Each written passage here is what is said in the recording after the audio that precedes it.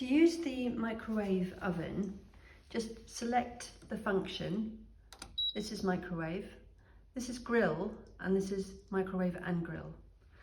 On the microwave, select the intensity of your microwave and then set your timer.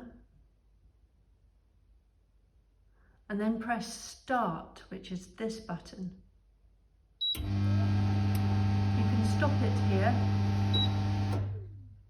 and return this to the off button.